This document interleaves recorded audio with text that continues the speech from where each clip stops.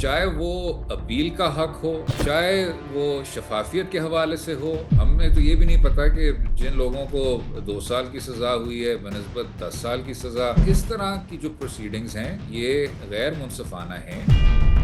تو آج کی سزائیں سنا کر اسٹیبلشمنٹ نے اس تمام تاثر کی نفی کی ہے کہ وہ کسی انٹرنیشنل پریشر کے اندر تھے اور کوئی غیر ملکی دباؤ ان کے اوپر اتنا زیادہ ہے کہ وہ 9 مئی کے ملزمان کو سزائیں دینے میں رکاوٹ ہے.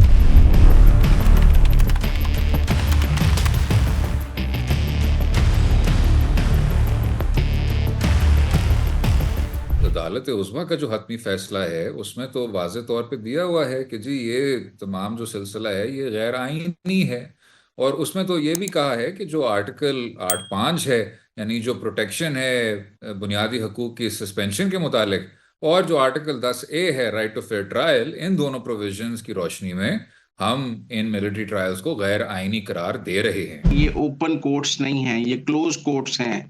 جج کا نام ہمیں نہیں پتا ہے، کورٹ پروسیڈنگز، کورٹ کے آرڈرز ہمارے سامنے نہیں ہیں، ایویڈنسز کس نے کیا ایویڈنس دی وہ بھی ہمارے سامنے نہیں ہے.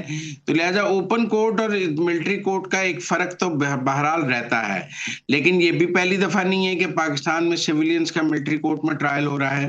خود عمران خان صاحب کے دور میں سیویلینز کے ملٹری کورٹ میں ٹرائل ہوئے اور پاکستان کے قانون میں اس کی اجازت موجود ہے. اب جس چیز کے قانون میں اجازت موجود ہے میں اس کو غلط بھی کہہ دوں تو کیسے کہہ دوں، اور جس کی سپریم کورٹ نے بھی مشروط اجازت دی ہے میں اس کو کیسے غلط کہہ دوں. لیکن بہرحال یہ بات اپنی جگہ ٹھیک ہے کہ جب آپ ملٹری انسٹالیشن پر حملہ کریں گے، جب آپ فوجی تنصیبات پر حملہ کریں گے، تو میری رائے میں پھر کیس ملٹری کورٹ میں ٹرائل ہوگا، کیونکہ کنٹونمنٹس میں اور فوجی تنصیبات پر آرمی ایکٹ لاگو ہوتا ہے. کوئی military trials by themselves ان پر اس طرح سوال نہیں کر رہا. آرمی ایکٹ ہے، آرمی ایکٹ آپ کا فیلڈ میں ہے، آرمی ایکٹ میں وہ پورا اختیار دیا ہوا ہے.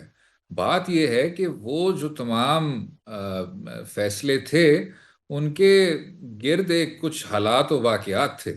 تو آپ نے خود ذکر کیا کہ جی پہلے بھی یہی ہو چکا ہے.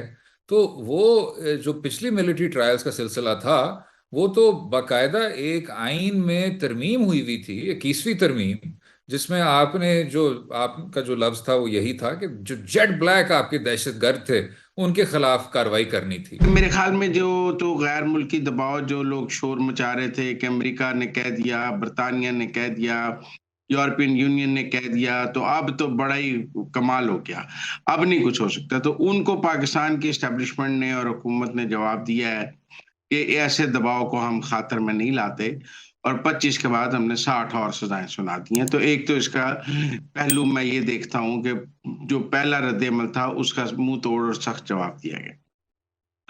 دوسرا اس میں تحریک انصاف کے لیے پیغام ہے کہ اگر وہ کوئی بیرونی دباؤ کے ذریعے پاکستان میں کوئی رعایتیں لینے کی کوشش کر رہے ہیں تو پھر ایسا کوئی دباؤ اسٹیبلشمنٹ لینے کے لیے تیار نہیں ہے.